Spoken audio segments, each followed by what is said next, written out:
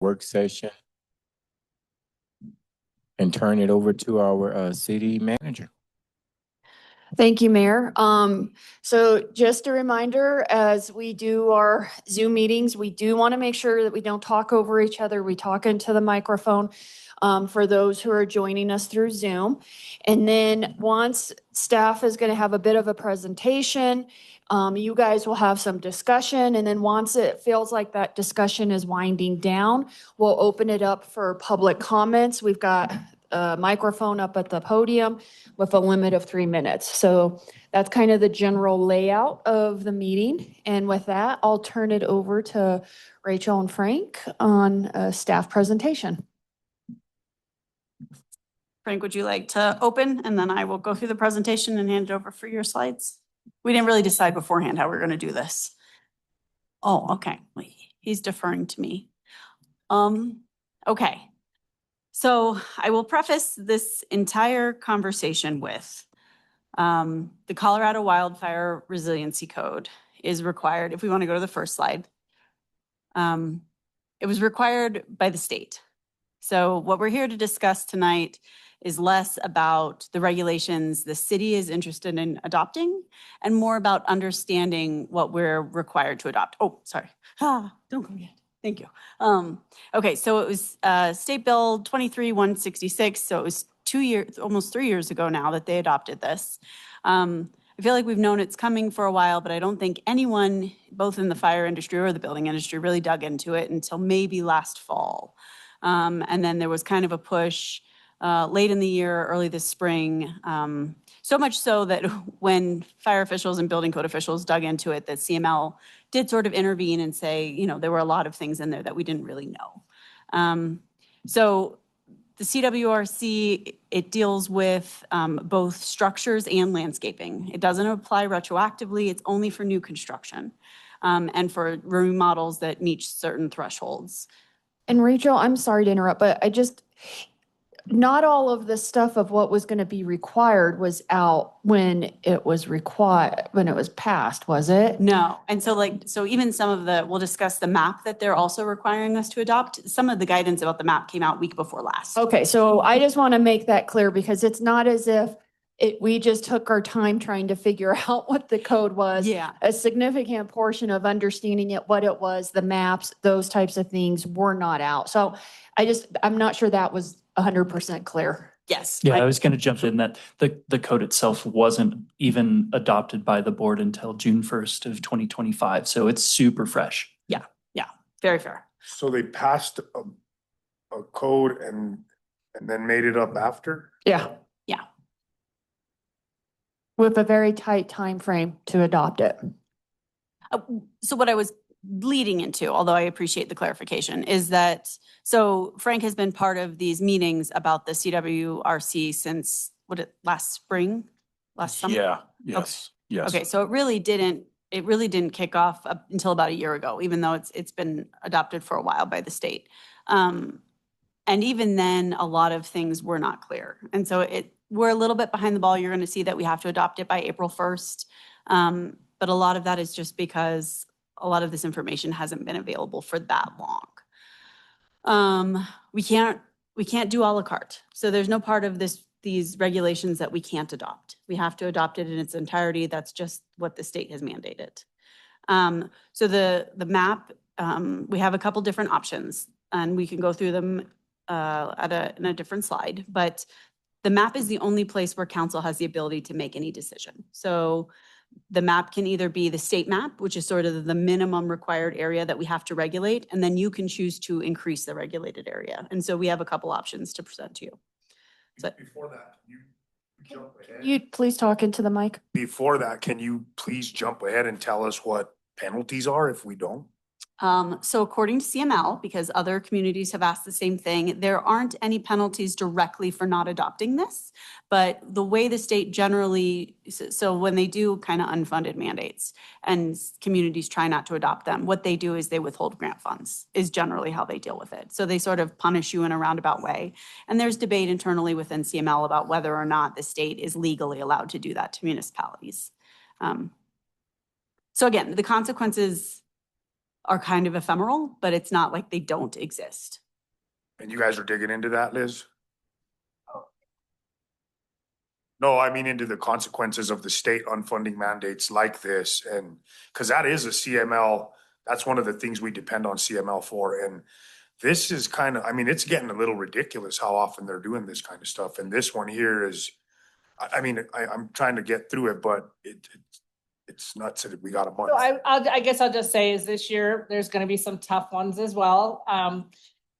CML does everything they can. Obviously, an unfunded mandate is something we always will vote no for, no matter what, and we will legislate as much as we can to say no. We try to do the best we can. Sometimes they do pass, but an unfunded mandate is something we will never consider to go forward with. And so just to clarify, if 4 or more council members are interested in not adopting the minimum by the state, then we can have an executive session with the city attorney before the next meeting type of situation. But I think it might be good for us to get through the presentation. I wanted to lay out, and I wanted to lay it out that we can't choose not to adopt the regulations, or theoretically. But that's not to say they're without merit. So Frank's here from the perspective that there is a very real wildfire risk in our community. And so we will go into that in detail. I mean, if you think about the fire that happened in Monty a few years ago, like there is real risk. And we do have an obligation to our constituents to make sure that they're even doing moderate changes to their structures to try to prevent total catastrophic loss in a fire. And so some of these regulations are not that restrictive. I think there will be larger consequences for some areas in our community, and we can go through that. But it's not, there are bigger reasons why we're doing this. And we can go to the next slide because I think we go into that a little bit. So this is just sort of Wildfire 101. We thought it would be helpful to know that, really hardening your home is one of the best ways that you can prevent your home from burning down in a wildfire. So, embers will travel, they can travel for miles and land in the gutters, the unprotected gutters of your house and burn your house down, right? Radiant heat is just when the fire is close enough to your home and like your siding is made out of a combustible material and your house burns into flames just from the heat alone. And then direct flame is just like when something catches on fire. So those are kind of the 3 ways. And what we're really trying to prevent is the radiant heat and the embers. Direct flame obviously is its issue unto itself, but once the fire's that close, there's only so much you can do. Next. Okay, so these are Frank's slides. Yeah, and one of the things that, in talking with my peers, and I've been also on the, as Rachel had said, on the meetings that have been conducted with the state, they've been doing peer exchange meetings is what they've been doing in trying to adopt this. And early on, and I'm just going to add a little bit, basically the discussion is, just about the code. But as it started going on, like anything else, you start getting more specific questions, and it started getting like, we need to get more specific answers. And as Rachel said, the map, they just had guidance last week, and that's been frustrating. But one thing that sort of caught my eye as we were going through this early on is the hazards that are here in the valley. And one of the things is that basically we had a pretty large fire here that the firefighters made sure to make me aware of when I came here back in 2018. That was, a couple 100 acres, went over about 2 days. It did, and it was wind blown. That was the big issue, was the weather aspect of it, and also the fuels, and also this flat topography that's out here can really get a fire going. Another thing is there was another large fire up in Moffett. I don't know if that was wind driven. There wasn't a lot of information on that, but the fire did progress from building to building, and that's an issue. Another major incident was the Monte Vista incident. And I actually researched that before I was hired. And that was pretty interesting in that did start as a wildland fire, started by trash burning by a business. And then it did get into the buildings and, took approximately 7 buildings out in Monte Vista. And I look at Monte Vista as pretty similar as it relates to the buildings, the layout, and stuff like that. So I think there's a concern as it relates that going forward. If you could go to the next slide. And this is what's really, I think, telling. While there weren't that many, wildland fires of really large consequence before the 2000s, times have changed. And we're really getting whacked with very large fires in the state of Colorado. 20 of the 20 largest fires in Colorado have happened in this century already, the first quarter of this century. So wildfire in Colorado is becoming more complex. It's becoming more like what California has been experiencing for years, larger, unpredictable. The bad thing about this is loss of homes. And that's really what concerns me as I look at this issue is, a fire that starts out outside the city and then eventually gets to the outer skirts of the city, and then we have an urban, conflagration starting to occur and on a windy day. And that's my major concern. So I think actually going down the road of looking at what we call the WUI codes, wildland urban interface, it's not just big trees in the forest. It is actually any type of wild land as it relates to grass, shrubs, so on and so forth, and that impacting the urban, suburban areas of the city. So,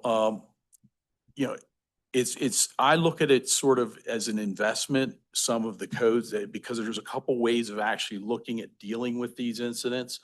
And of course, there's emergency response, and that can be overwhelmed, to be totally honest with you. I think we have great apparatus, great people, good staffing as it relates to a volunteer department. But the bottom line is if we have a fire, that can be overwhelmed, especially on large scale. The other aspect is engineering. This is sort of an engineering aspect of it. And then also the enforcement of that going forward. So I look at it as an investment for any type of potential incident that could unfold in the city. Okay, I'm sure everybody's looked at the slide, but you are 40 to 60% more likely to survive, your structure is more likely to survive a wildfire if you've done some of these building hardening things. I don't know if any of you watched the fires in California last year, but buildings that had done even moderate changes to protect themselves in wildfires were more likely to survive, especially some of the landscape stuff. So it'll better protect our local homes from wildfires. I think one of the main reasons the state did this, they tried doing it from an education perspective, like get everybody to voluntarily do these types of things, which Frank told me the other day. And no one really did it when they had the choice not to do it. And that leaves us in a position where we're at risk of losing insurance carriers in Colorado that just can't covering the losses of a catastrophic fire. And so I think when the legislature was thinking of this, it's problematic what they adopted. And I think it's problematic how they did it. And that's a little bit of the resistance you see on a local government level. But at the same time, they're trying to keep insurance agencies in Colorado so that people still have coverage and to keep insurance affordable, in addition to saving structures and saving lives.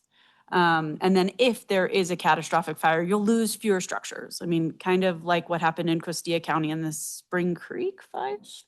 Spring fire. Okay. A lot of those were log homes with shake roofs and not materials that don't survive wildfires. Of course. Can you please turn on your mic? And there might be questions that get answered once we get into what the codes are actually doing. Can the city sue because of this? Because like right before this meeting, I was curious as to why I got home, checked my mail, and I had 3 letters for home insurance. Like all of a sudden, I had 3 letters for home insurance from different carriers. And I was just kind of perplexed because I have home insurance and I haven't looked into changing it or solicited any insurance. So I'm assuming that's happening because of this right now that's going on, is what I'm thinking in Colorado. Just because I can already see where this is going, and it's gonna be expensive for home builders, and like, for example, like let's just keep going, but I can already see where this is going, and it's gonna be expensive. We did pull costs, so they're in later slides. So we'll look at them. Okay, it'll increase the cost of construction and renovation. That's valid. That's one of the cons. But also enforcement is also going to be difficult. I think, I have a relatively small office. I have one building inspector. I have two planning people. Enforcing some of the level of these regulations will be difficult for an office of my size. They don't. If you ask the state to do the enforcement of the codes on a granular level, you can never amend them. It's happening right now through vendors. So can we get through this real quick and then we'll open it up for questions and comments? I'm quite sure they have a lot of information to share with us. Thank you. Okay, next slide, please. Okay, 2 levels. There's class 1, which is low fire hazard. Class 2 is moderate to high. We only have areas that are mapped as class 2 within city limits, and they're moderate risk. So they're in the code, they're just structured in such a way that there's a section on regulations for structures by class and landscapes by class. And we can go to the next slide. Okay, so this is kind of typical building costs for a house, granted, and these are not the total cost of a house. Obviously, a house isn't a 64,000, but these are like the typical line items. These are the things that the code is asking you to concentrate on. So roofing materials, hardening them, hardening how you build a deck, hardening your exterior walls, and also windows. And so the next slide. So to go over, this is just a broad overview. It's not supposed to be everything in the code because the code is quite long. So flame and ember protection of roofs, that means that you're doing things on your eaves so that they're more resistant to fires. This means that you don't do things like shake roofs. It means you use a type of asphalt roof that is more resistant to fire, which most of our roofs already are. So like this isn't a change. Everyone kind of already does roofing that is flame resistant. So we already have the asphalt roofs that are the correct quality. Most people do metal. So that's not going to be an issue. Some of the roof flashing, some of the extra flashing that's metal because embers fall within the crease, the cracks in your roof, and that's where a fire starts. A lot of people already do non-combustible versions of that. Gutters and downspouts, that is something that's different and is not done very often. This means that they're made out of non-combustible material. It also means that there's grates on your gutters so that you don't have an ember that falls in your gutter and when there's leaves in there catches fire. So that will be something new. And then ventilation requirements, some of this is also different. It's different venting and also some additional protections like around your deck and basically wherever there's sort of a crease or a gap in your home, sort of protecting that so that an ember can't fall in there and smolder and catch your house on fire is a lot of what that is. If you want to go to the next page, this is that house diagram again. Again, class 1, moderate increases. So we actually pulled our own costs. We didn't just go with the state data. We did some analysis. Our building inspector pulled some costs for actual building materials. And so it's a moderate increase. I think that, Frank, if you made that 2% argument earlier, and I thought that was really good. Yeah, the one thing that was found when you go to class 1, which is the lower, protection or risk requirement, the normal building practices that are used out there for good building, those class A or hardened building practices are being used. They're using the materials that are going to protect the building for the most part. The one that's actually going to be an increase in cost is the venting. Normal venting is usually 1/4 inch or maybe a little bit larger as it relates to basically keeping animals out of the house or out of the attic. The venting for hardening is actually 1/8 to 1/16 of an inch. So those venting items are actually, they have a cost to them. So it's about 1 to 3% to the cost of a house as it relates to going to that ember resistant type of venting. So that is a real cost. That's a change. Next slide. So class two is where we start to get into things that are genuinely more expensive. And so again, you have everything that's in class one, but you have additional things. So eaves need to be non-combustible materials, exterior walls need to be non-combustible materials. This is also one that is generally already done here. So this is one that's not as big of a deal. Most people use stucco or siding that is already non-combustible. So even though it is kind of a bigger price point in some of the state data, it's not something that's going to be a large departure for us. Underfloor enclosure, it's where you actually harden around and beneath your deck so that embers can't get underneath your deck and start a fire. Decking itself, we're talking about doing like composite wood, so materials that are not combustible. Again, real costs there. And then this is the big ticket item. This is the one that makes me most uncomfortable because I think from a building department perspective that we'll get a lot of pushback on this, but more or less tempered glass on your exterior windows. And those can be a significant cost increase.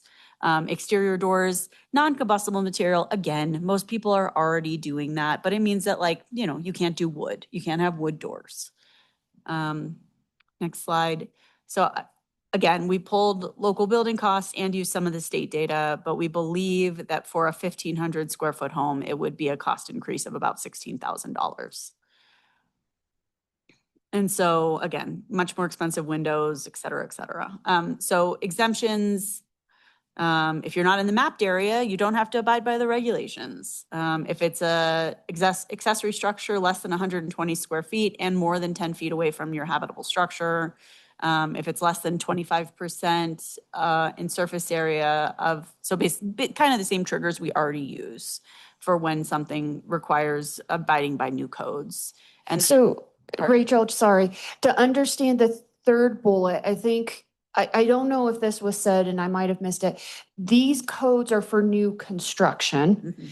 The only time existing construction would need to do it is if that third bullet, right? Yeah, so Okay. I think I opened with new construction and some renovations. Yeah. Sorry. No, that's okay. And so this is one of the thresholds. And so it's, and again, it's not unlike what we already do in the building code and especially the land use code. Like once, you know, a certain threshold of percentage of your house is destroyed, you have to rebuild it and follow the current codes. So this is a very typical way of doing things. And then additions that don't exceed 500 square feet. Next, please. Okay, so landscape class 1 and 2. This is again where I start to get a little bit nervous about how much capacity we have to really enforce this. I mean, going out and measuring from structures, I will admit to council that it does seem like it's going to be a capacity issue. So class 1 is a lot of, you can't have a lot of landscaping within 5 feet of your home, right? And it means that you can't have like wood mulch. You're going to have things that are non-combustible. You have to prune your trees in a certain way. And then within the 8 feet of your home, you can't have a combustible fencing material. So you can't have a wood home, or wood fence. So you could do something like have a metal fence within the 8 feet from your home, and then the rest of your fence could be wood. And then class 2 goes further, and you have requirements to like actually clean up dead vegetation. You have stricter requirements for spacing out your trees. And then within 30 to 100 feet, you have to keep like no tree can be within 6 feet of your roof. And so again, these are all kind of wildfire best practices, but it is, I do question whether or not Deacon can realistically be out there with a measuring tape trying to see if people have mulch within 5 feet of their house. So next, please. These are the actual costs that our building inspector pulled. So the ones that are in bold are increases. So gutters and downspouts go from $1 to $3 square foot. Eaves and soffits are going from $2 to $2.35 per square foot, and there's an increase in labor costs. Exterior walls, $2 to $7. Underfloor enclosure, it says it's $0 now because we just don't require it. It'll go up to $1.50. Decking, again, the composite decking is expensive, $1 a square foot to $10 a square foot. Windows now are $30 per square foot. It's going to go up to $40 a square foot. Exterior doors, $250 to $300. And I think these are just him on the conservative side. So these are kind of basic costs. And then garage doors, this weather stripping around the garage doors, because you also, all the penetrations around your doors, you have to make sure they're all enclosed. And so again, there's kind of increases throughout. Next, please. And then I think if we want to pause here and talk about the regulations at all before we get into the maps, or no, just keep going. I think it's helpful to take the perspective of the regulations with the visual. Okay. So, Let's just keep going. yeah, if we can do just all. Okay. And if you're gonna cover this, you don't have to answer it. You're talking about class 1 and class 2. Are you gonna later tell us why you're telling us the 2 classes? Yep, with the maps. Yeah. Okay, thank you. Yeah, so the definition is just, so the definition was a few slides ago, and class 1 is low fire risk, and class 2. So you're gonna, Yeah, okay. is moderate to high. And so on the map, and this is the state's map. The yellow is low risk, and then the orange is moderate risk. So class 2 regulations, so things like no wooden garage doors and composite decks, and some of the stricter regulations would apply to the orange areas. So everywhere in the city, except for the places on the ranch where we're not really building, in some areas on the south east corner of the city. Most of what applies within city limits are the stricter regulations. So those areas that are not shaded at all are not covered then by these codes per the state map. So if there is not a shading, that means then the code does not apply to those areas. So depending on if you want to meet the state requirement or not, which is a decision point that someone has raised. So we'll say that's one option. The other option, this is the minimum map to meet the state option. This is the state map. Okay, so the next map it's kind of a hybrid map. So it represents real fire risk areas within city limits using the state's data. That's what this extra yellow is around the border of the city. So these are areas that are actually mapped by the state as being high fire risk because of vegetation and fuels, et cetera. There are also a couple parcels that were added in by staff. They're rather large undeveloped parcels in those areas. They weren't explicitly part of the state's data, but there was sort of just some weird cookie cutters left. And from a common sense perspective, it's where housing development will probably happen.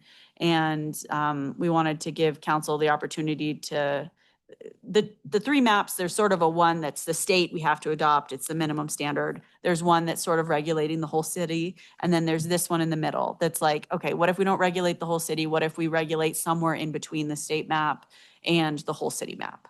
And then the next slide is regulating the rest of the city under the low fire risk standards as class 1. And I will say from a full transparency perspective, when we get into these maps, that's where you see some differences of opinion from a staff perspective. And so, Frank, I want to make sure I give you an opportunity to talk about map C.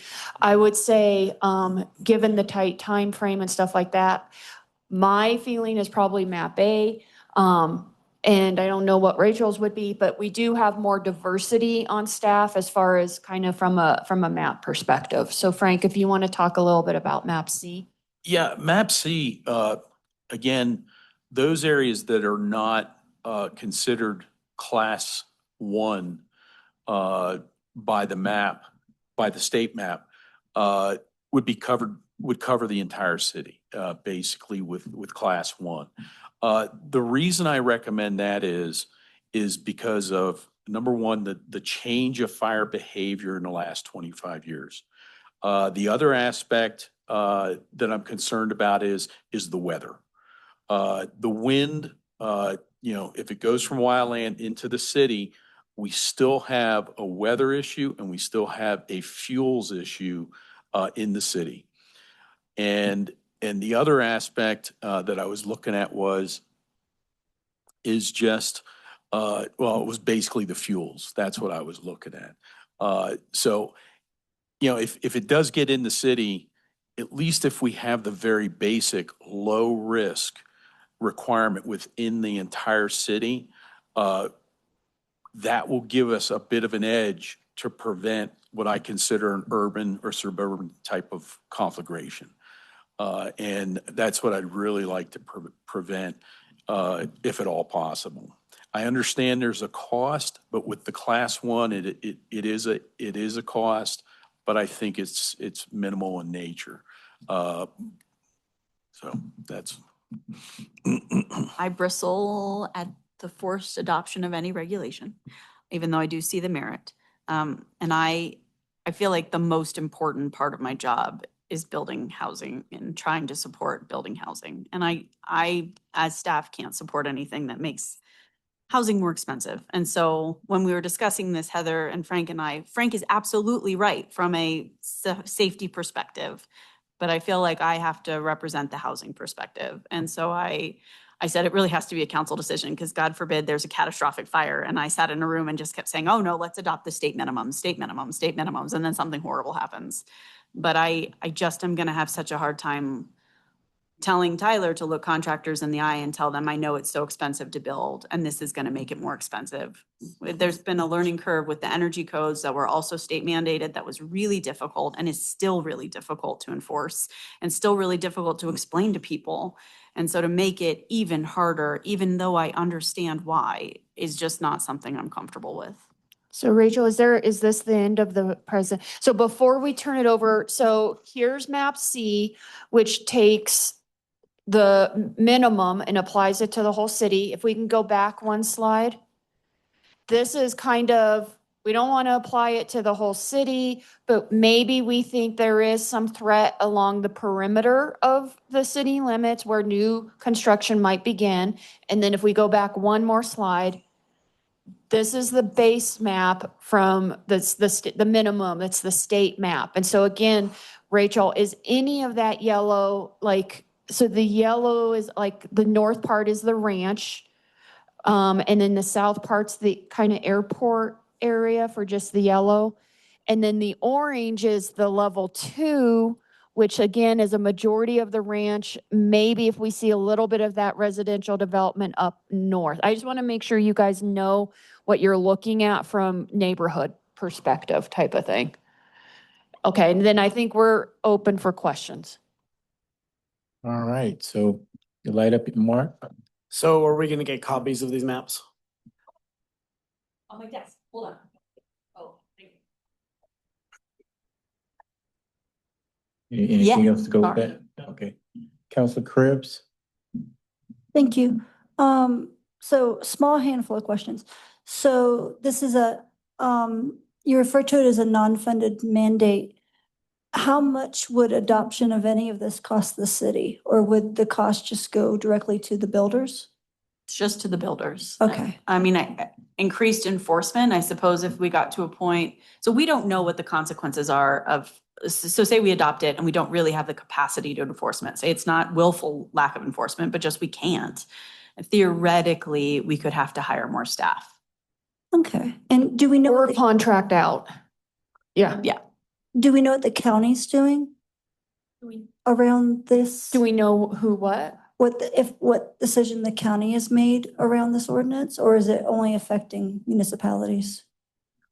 The last I heard, they were discussing not adopting it, but I heard rumblings that they were going to adopt some portion of it, and I can try to check really quick. And then to answer kind of the other part of Dawn's question, this is statewide, right? That like statewide is a master map that then counties and cities are supposed to be looking at from an adoption perspective. Yes.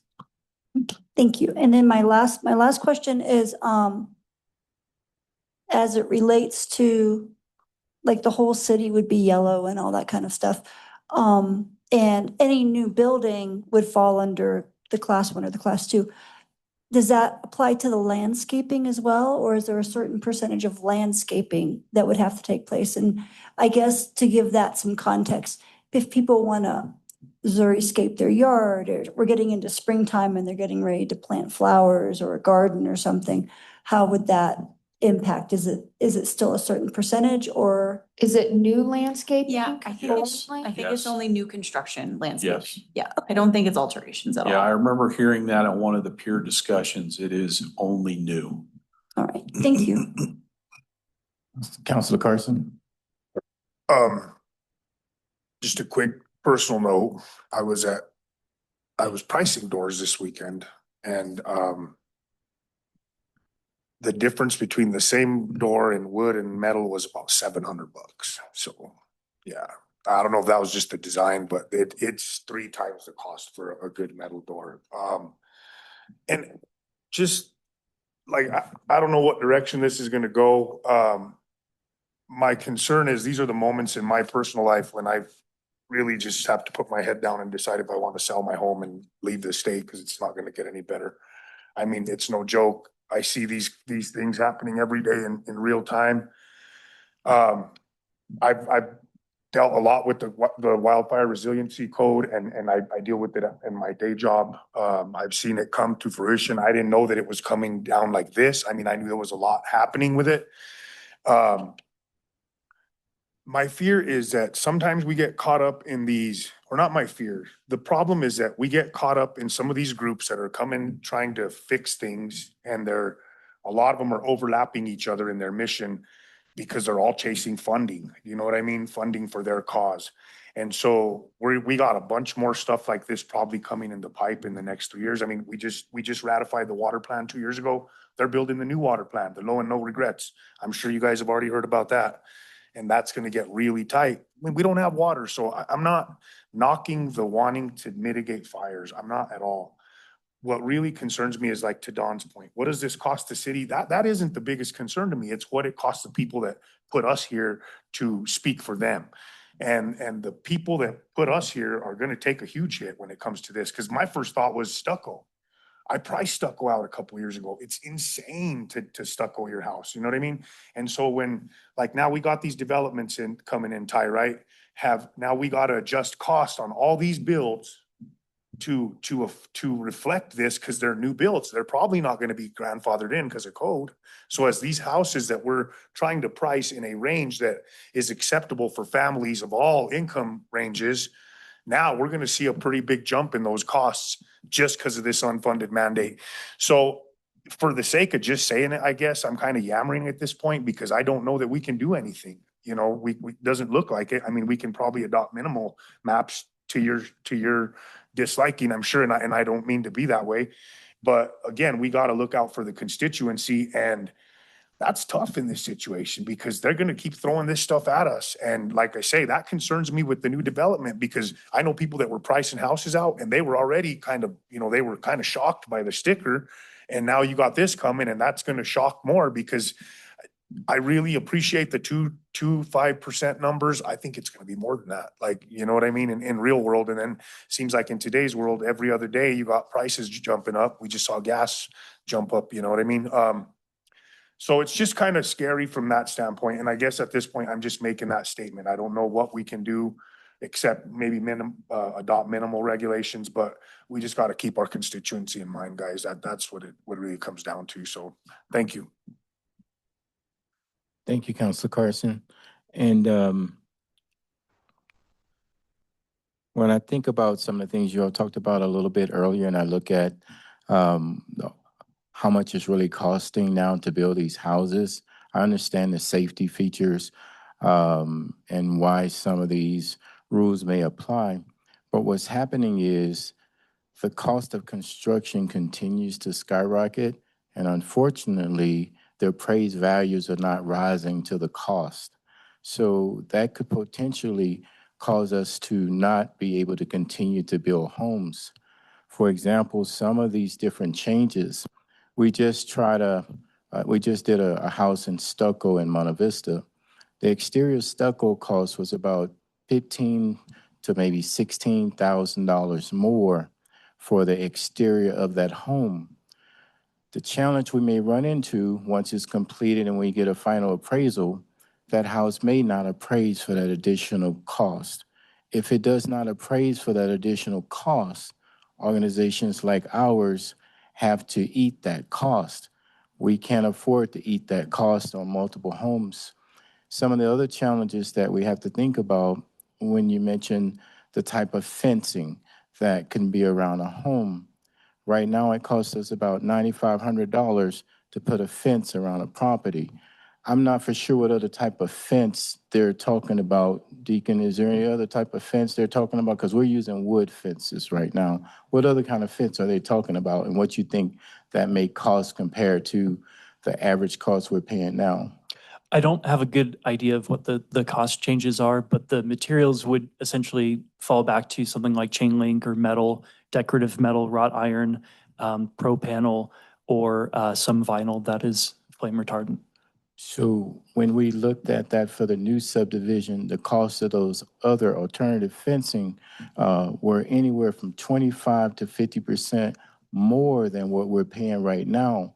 Whenever appraisals are done, they don't take the fencing into consideration when they're looking at the comps. So it causes, once again, issues with the values of what people are paying and how much it end up costing.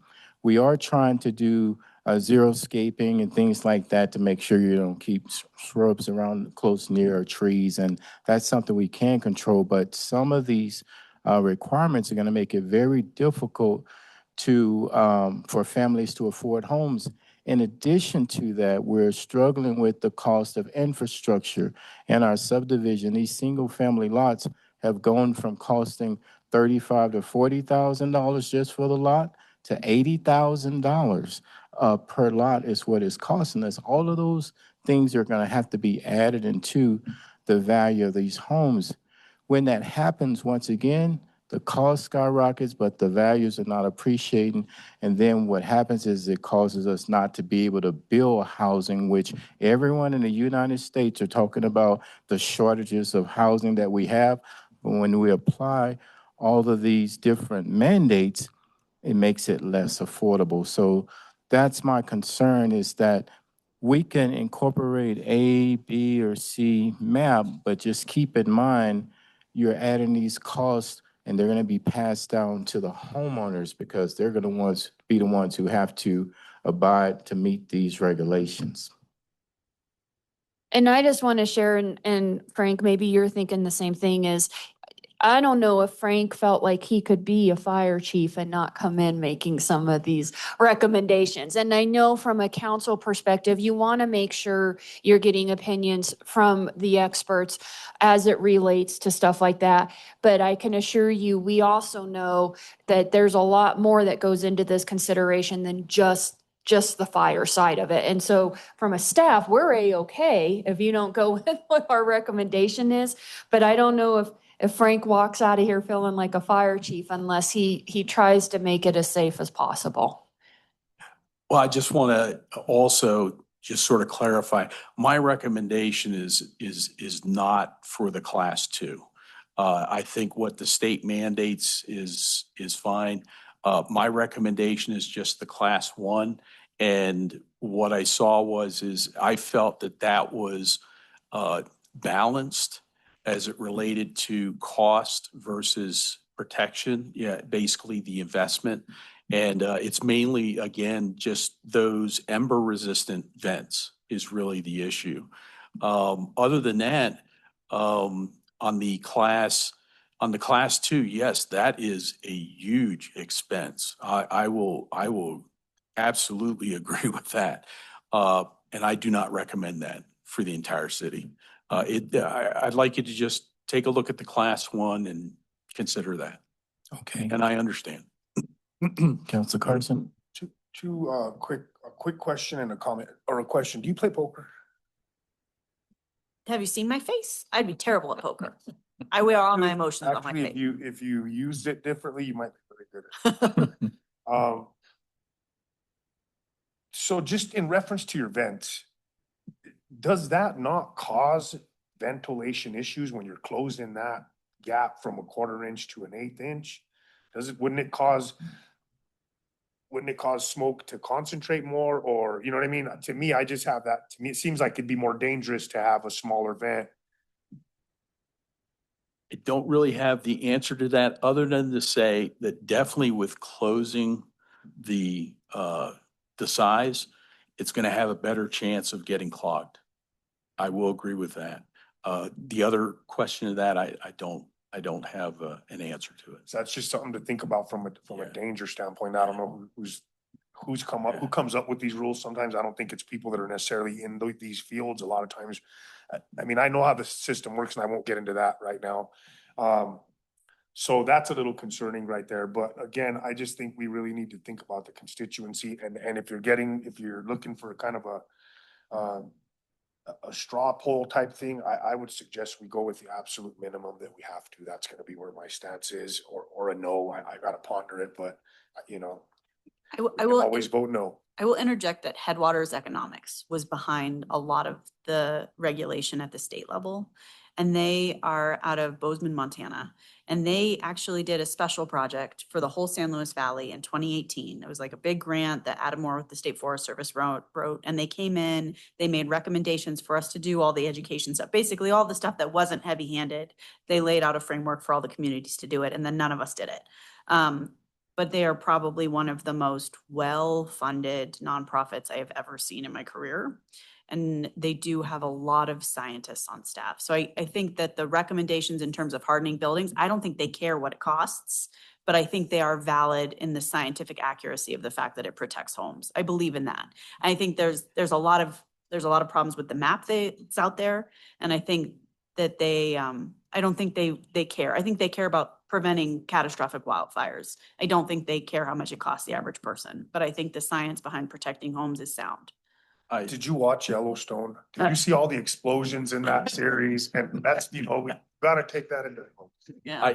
I will add to that. I talked to Bob Van Horten, and the one thing that he experienced, with homes that he had built in the Forbes Park area, was he was just amazed that the buildings that did burn down, that had the protection as it relates to the roofs and the basic protection, but it was the embers getting up underneath and into the attic that resulted in those buildings being lost.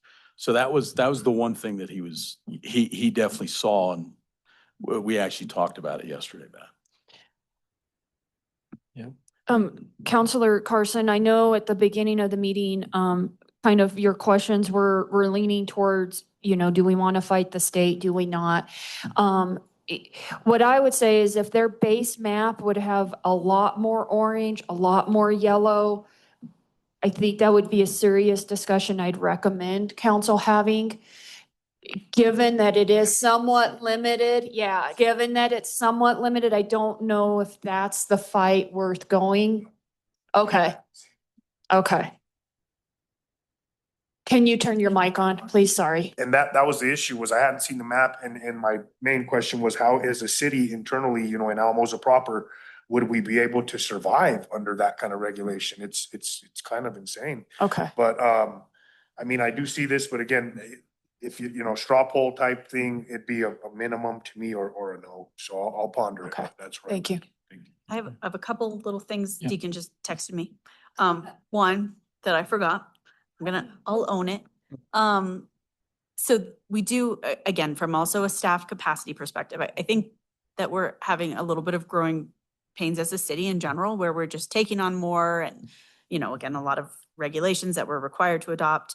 But there are some also levels of this that council should just know, like there are defensible space site plans that are required for all new construction that are a little bit problematic. Also, the education curve that's going to require for our contractors to understand that they have to turn in like a fire site plan. So there's going to be some issues with that. There's compliance record keeping. So like, there's no way that we could just be like, oh, we're doing it, because they're pretty specific in the regulations about what we have to keep on hand to show that we're complying with the CWRC. And then the final thing I was going to say is we are allowed to ground truth. That was one little off ramp. So so a lot of these areas that are regulated as a class 2 are by the golf course. And that's where our highest dollar houses are going to be. And so when those people come in, and I know you've seen how many windows they have. And so when they come in and they're going to have tempered windows and they raise Cain and they come to you guys, there's always that possibility. And this is where we will lean on Frank. Most of the regulations will be done out of my office, but for things like this, if you come in and you say that you don't believe that you have fire risk on your property, we can always have an expert like Frank go out and ground truth. And so there is that off ramp for people. So I just hadn't covered that. So Chief, when it comes to the tempered glass, does that really prevent fires from happening on houses at a higher degree? Because that, Yeah, the single pane glass, that's it. But Mhm, with the tempered glass, you actually have a space in between there. mhm. For the most part, it's vacuum or some other inert gas in between the panes. And that provides a level of insulation.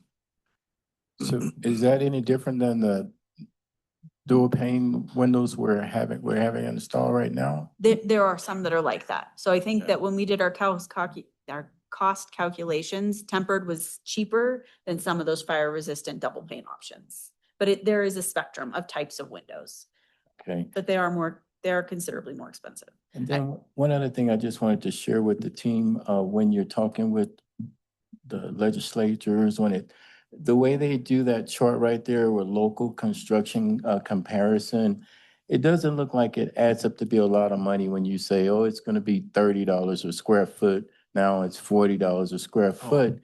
Why don't you do that on a real house that's about 1,500 to 2,500 square feet? Spell it out for the public to see exactly how much that cost really gonna cost. If it's gonna be calculated on a linear foot or square foot, I think that would be helpful in the future, but go Yeah. ahead. And I just want to be clear, we created these slides, not the state Okay, you yeah, did. we created this to try to give you an idea. So we tried to do it both ways, both with this table where I feel when it has per square foot and all that, the bigger picture definitely gets lost, right? But it helps line up the class 1, the class 2 requirements because there's a difference in the amount that's required between the two. So this is a helpful visual to show current class 1, class 2. I think the big picture is what staff tried to do with the house, and show what the increase would be on the two different houses type of situation. So this was stuff we created to try to help from an educational perspective. And I think that is very helpful for educational purposes, and I think we need to speak up like this when the legislators are coming down with these different rules and regulations and these unfunded mandates so they can see the true cost. I'm glad you all created that table. Forward it to Denver if you don't mind, so that they can see it. And that was one thing in the peer exchange discussions we had. They did not provide very good information as it related to cost comparisons. And it especially was an issue because of the different locations within the state and how much materials cost throughout in different locations. And to Ty's point, that's a big thing here because everywhere you go, everywhere every construction scenario that we hear, and I'm sure April hears it. I'm sorry. She Rachel, I'm called me sorry. ma'am I'm earlier sorry. today, so she deserves it. But the thing is, we're always hearing about logistics here. You know what I mean? It's logistics. So they have to factor in those costs too when they're dealing with different parts of the state. But I had a question. So a couple years ago when we adopted the environmental unfunded mandates for ventilation, for air tightness on the houses, we went to the new windows and I was told by not only contractors and vendors, but when I went to buy them, that I couldn't buy a window unless I custom ordered it for here because of our regulations here. Now,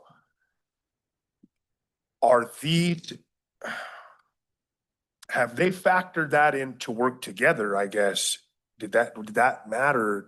Was that an issue? Do you understand what I'm asking? Because we do have window regulations already that are pretty tight, and now you go to tempered glass. Can you get a tempered glass in an altitude acceptable model? And what does that cost? Because that is all stuff that the contractors are gonna be dealing with that right now in real time.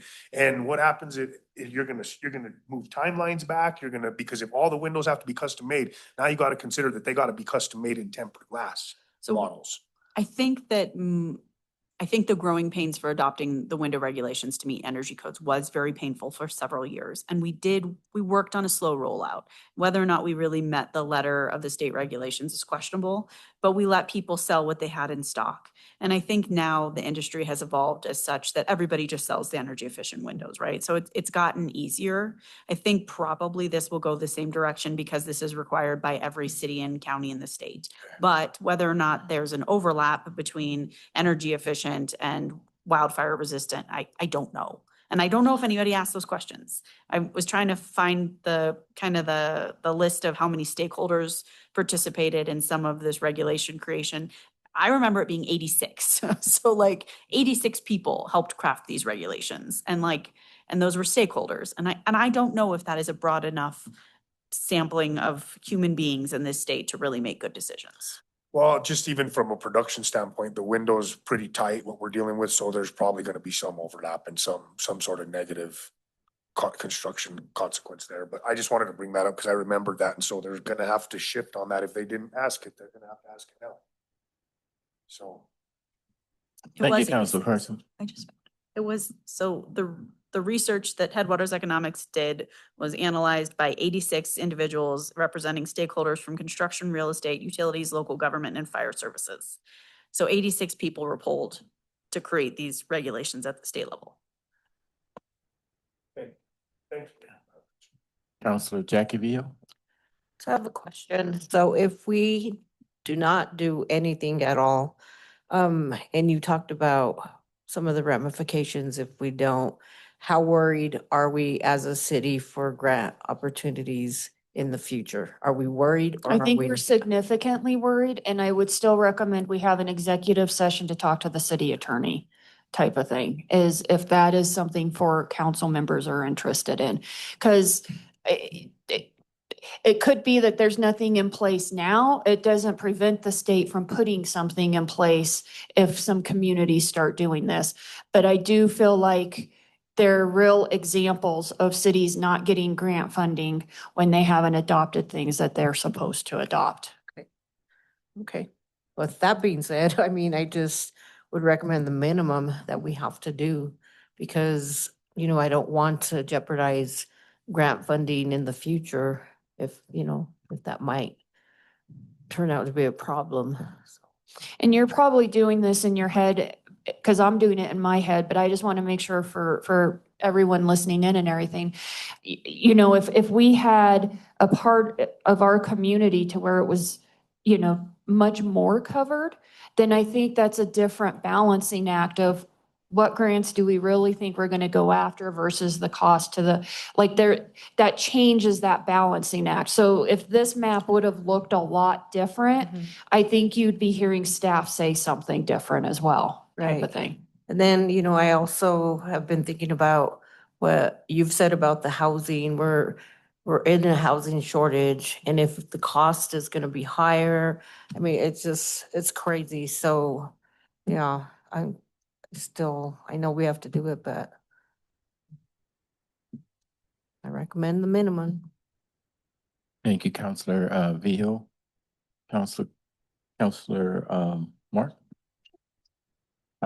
So I was about to call somebody names. on top of what she said, is there a chance we could talk to Dawn? Because that's gonna affect a lot of the projects she has if we go with the one with the full city. Well, so if we do the full city, that impacts every, Right. So what I'm saying everything. is she's got the Boyd project that they're trying to work on, right? And then, I mean, it already looks like it's gonna affect if we build more of those little tiny homes. Well, and if you look at South Craft with the CRHDC housing. Yeah. So if you look at the yellow, clearly that impacts everything that's already as well as future. If you look at the medium one, that's still gonna hit probably where we would anticipate our affordable housing. The only one that most likely will not impact affordable housing projects is the state minimum map. Yeah, and that's kind of what I was looking at because, again, we're in a housing crisis. We've got this homeless problem that we're trying to deal with as it is. And then we're gonna make it harder for organizations like Dawn's to build housing. I would imagine her feedback would be very similar to what Mayor Coleman's would be. Well, and Counselor Hensley's on the board as well, so. Deacon? I just wanted to mention there's about 15 vacant parcels in the state map that would be buildable essentially as we have infrastructure in the ground. So that's kind of the net impact, at least for the state map. And so like 15 parcels? Okay. Councilor Krebs? I just have a quick question for the chief. Regardless of whatever map we use, it looks like the orange seems to hit across the top a little bit. What kind of education will you do for the homeowners that are currently there? Basically what we've been looking at is education as it relates to how to harden your house on your own. And also that they have found that with the Palisades fire in California, that was one of the major issues, is just having flammables too close to the home and that 5-foot protective area. There was one home in the Hawaii fires that happened that survived, and here it was the protection of that 5-foot area around the home. So those are the types of educational initiatives we would do. And just to be clear, because we'd want to do education, because obviously the state map is saying this is an area where the fuel is such that it presents a risk, a pretty significant risk. So we'd want to do education on what they can do for existing structures. But obviously, as far as anything being forced, this is only going to be new construction or renovations that it's above 25%. Or 500 square feet. So some of those triggers. So the other piece of education would be when someone comes to pull a permit, we'll obviously make sure we've got good education to explain what the requirements are as well. Awesome. Thank you. I have a question. Councilor Carson? Not that I would plan on doing this at all, but if you had a homeowner that wanted to add on or do things, would they be, I guess, it would be up to us, but how would you feel if they were doing about 480 square foot modifications at a time? I think people will probably do things like that. So I think that'll happen. You think that, I mean, cause like, that's what I would do. I mean, but would we as a council or as a city, would we want to, are we gonna be that heavy handed where that next thing is we're gonna do an aggregate of how much you've changed over the last 5 years, and then we're gonna ding you for it? Because I mean, I'm sure there's places that could or would, you know what I mean? I don't think that's right, but that's how I would get around the 500 square foot rule, and I don't want to ding people for that. No, just from a logistical perspective, all we're going to be able to look at is you come in, you bring us your building plan. How many square feet is it? Where are you located in the city? That's all. We don't have the capacity to look at anything beyond that or being like, oh, you've done 5 remodels in the last 5 years, 100 feet. We don't have the ability. Yeah, and we don't have an interest in doing that. We also really we want people to be able to improve their homes. Like I really feel like that is the nature of our department. Like we just want people to be safe. What Frank and I want is the same thing. I just also want things to be cheap. Yeah. Harry? I think the first part is more of a comment. I think a lot of feedback we get is burnout, whether it's community contractors. We have limited resources. We get a lot of contractors walking away from the field just because it's harder and harder to build because of these state mandates that are coming down. So just a thought. My question is, I think you said they rolled out the maps just last week. No, they gave guidance on how to adopt your own map, sort of, in the last 2 weeks. How often will they update them as we sprawl a little bit? When will they adopt or revisit the mapping? And is there areas of concern from a staff that we'd like to be different? Do we want them to consider a change in the area? Did Deacon pay you off so that he could talk about this? We haven't talked at all. So whatever you're getting paid, it's I not think enough. about like our floodplain map, and some of it just doesn't make sense, and it's never updated, for 20 years. Deacon has been waiting all night to answer that question. Sorry, Deacon. So one of the frustrating things, I'm a in the weeds kind of data guy. The state's methodology in the way that they created these maps in the first place has never been provided. So it's kind of put us on a a back foot to say, how do we ground truth this? What were the variables that they used, you know, A plus B plus C to get these hexagons? So these hexagons are about 29 acres apiece. And, you know, there's a lot of variation in those 29 acres. Nothing that I've seen has talked about how the state map gets reevaluated. The code does have a process about how a jurisdiction can propose amendments that are more localized, and it is something that I know Alamosa County's talked a lot about, just because their model is of, you know, 5,000, 50,000 foot view sort of thing.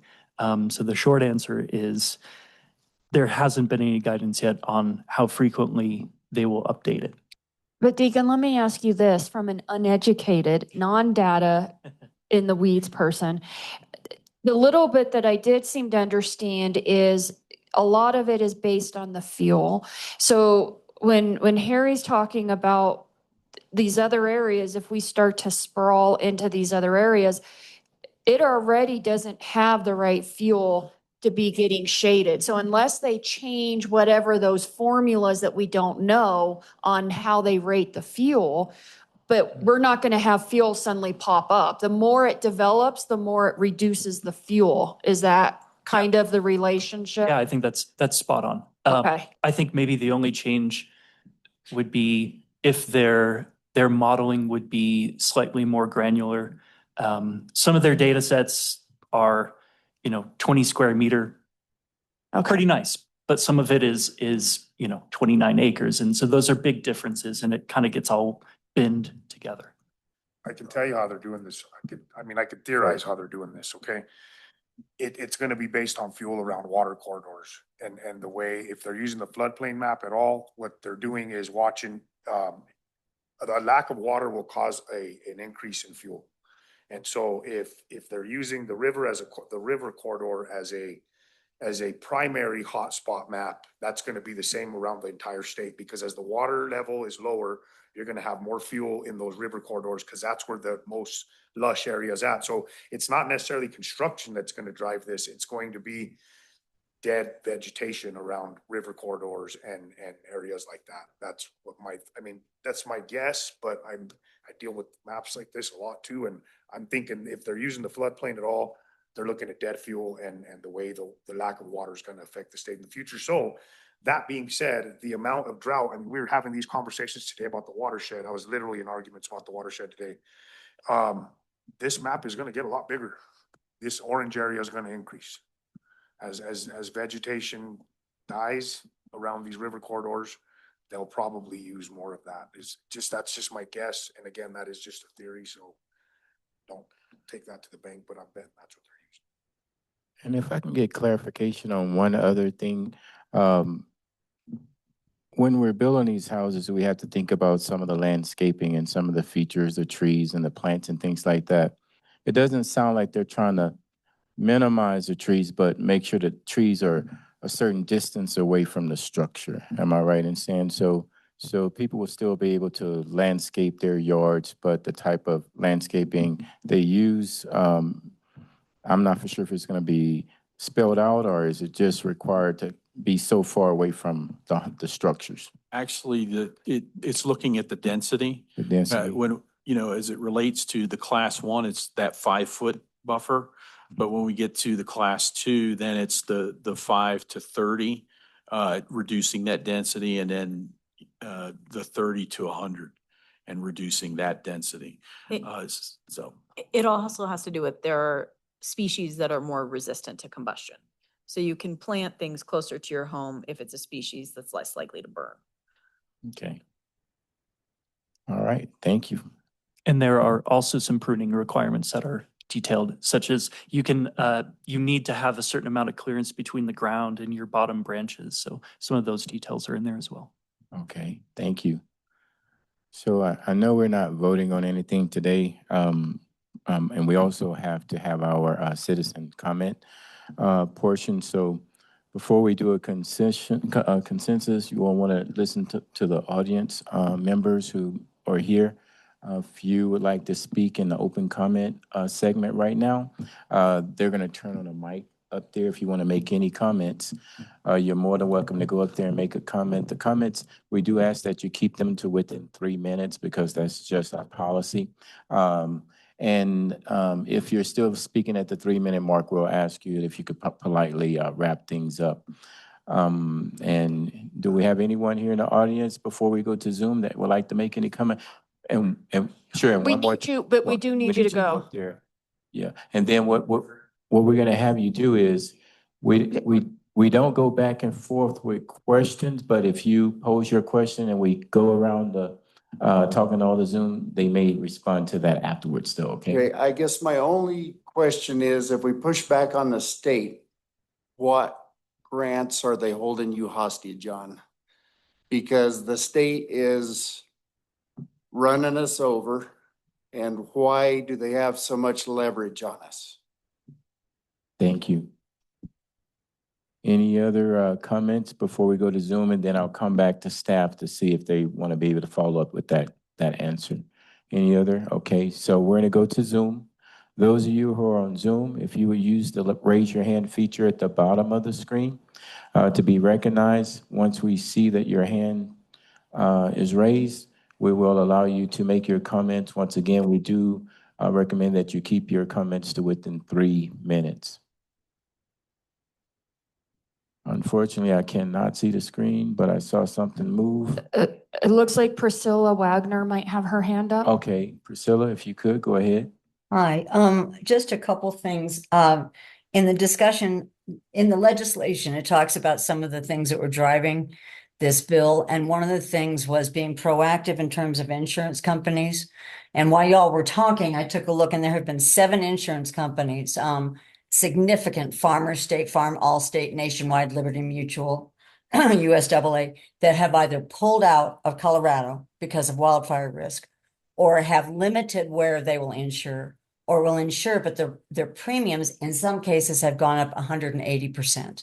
And some of them call for, they demand wildfire mitigation around the home. So that if everybody's talking about housing with new construction, that's something that people need to keep in mind. And I also know with my sister who lives in a house with wildland urban interface, like really surrounded by trees, and even with a barrier, she just tried to sell her house up in the mountains and they couldn't get insurance.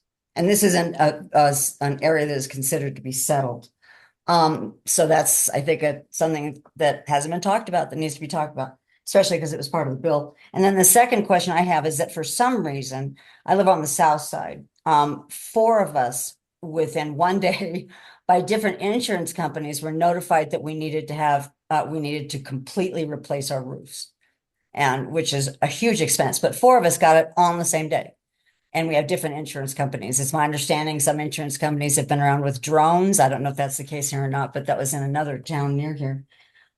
So does replacing a roof, I didn't do well in geometry. Does replacing a roof constitute 25% of the surface area? And a question, can't ask that. Okay. That was my comment. There may be people who wonder about roofs and surface area. And if that does mean that it has to meet up these new standards, does that also mean then doing eaves and soffits, whatever? I don't know what that is, or gutters and vents. So yeah, those are my comments. Thank you.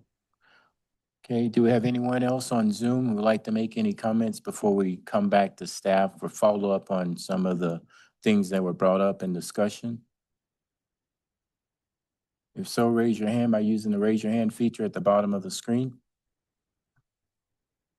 Okay, I don't see any hands raised. Anyone? No? Okay, so we'll go ahead and close the citizen comment and bring it back to staff to follow up in regards to some of the things that were mentioned. Thank you, Mayor. I'll answer the grant question, and then items raised by Priscilla, especially the roof question, I'll let the experts answer that one. In regards to grants, a majority probably 95%, if not more, of the grants that the city gets are state grants through different agencies. So we've got, from a Parks and Recreation perspective, you've got GOCO, which has helped fund the ice rink, playgrounds. It would look to fund trail development, the riverfront projects, all of those types of things. Mineral Impact has helped fund almost every facility we've built in the last 15 to 20 years, maybe even more, because I think Mineral Impact was significant for the construction of this building. So millions and millions of dollars. We wouldn't be able to replace playgrounds and those types of things without the GOCO. There's been minimal grants from a CDOT perspective that come with a lot of strings, but there have been some CDOT grants as well that have funded projects and allowed for some street projects to happen. And there's a good chance I'm leaving off some of the state grants. Housing, oh gosh, yes.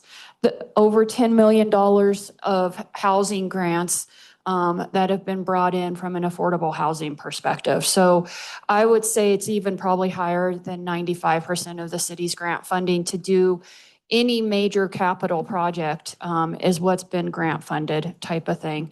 The only federal grants that we have received, I don't want to say only because there might be some tiny ones, but the irrigation system out at the, it's either Front 9 or Back 9 was a federal grant for the golf course. Obviously, the bridge that we're doing, and I'm not sure if there's been smaller USDA, but the federal side's more challenging and has been a much smaller percentage of what the city's grants are. So the city's operating budget is so tight that anytime there's going to be a project, it's usually grant funded. And that's why, though, it's this balancing of if we're talking millions and it's 17 parcels, is it worth it versus if it would have been 100 parcels, does that change the math type of situation? And if I can add to the grant part, Heather, when it comes to housing development, you're talking several $1 million.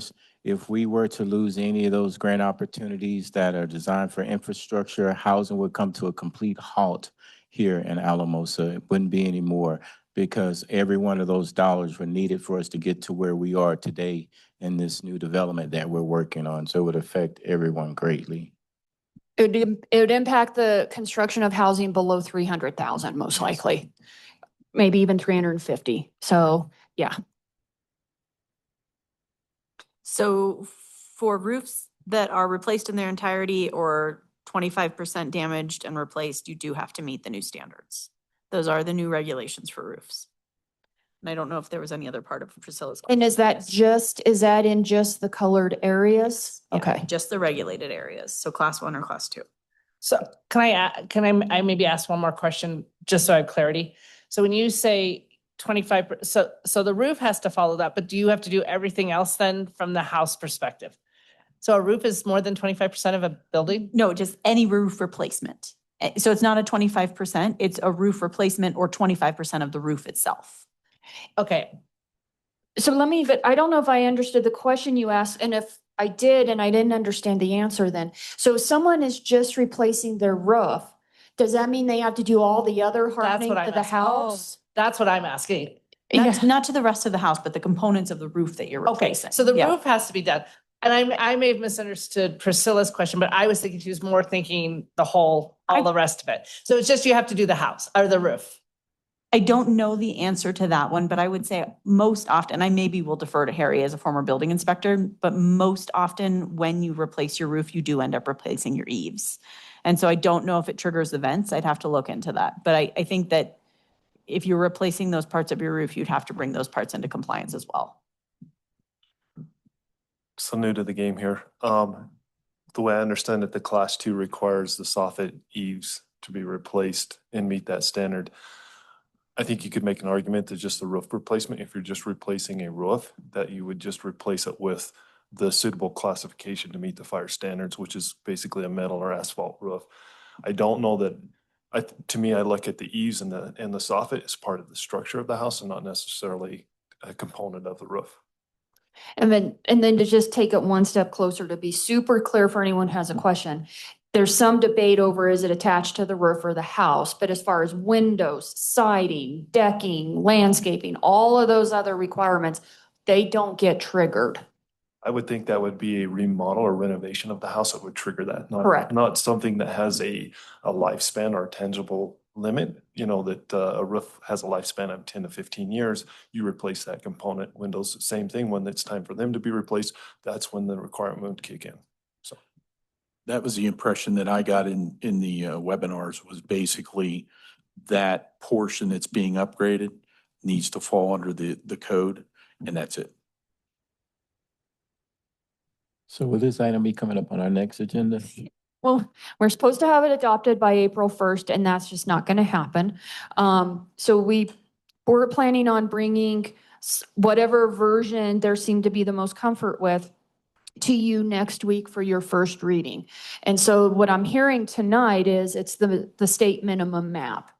Am I missing anyone that feels it needs to be one of the other maps or something different? Okay. For those on Zoom, it's a lot of head shaking of no type of thing. Okay, so yes, it will be next week on your agenda. It will still get adopted in April, just not by April So it'll 1st. be April the 2nd in a couple weeks. So since this is a code, the second reading will have to be, I got it. yeah, so there has to be a meeting in between the first reading and the second reading. When normally we just go boom, boom. There has to be a meeting in between, I learned today. So in a regular meeting next week on the 18th. Correct. So on the 18th will be first reading, and then the second meeting in April would be the second reading. Okay, thank you. Appreciate that clarification. Okay. All right, everybody, that's it. Thank you. Thank you, everyone.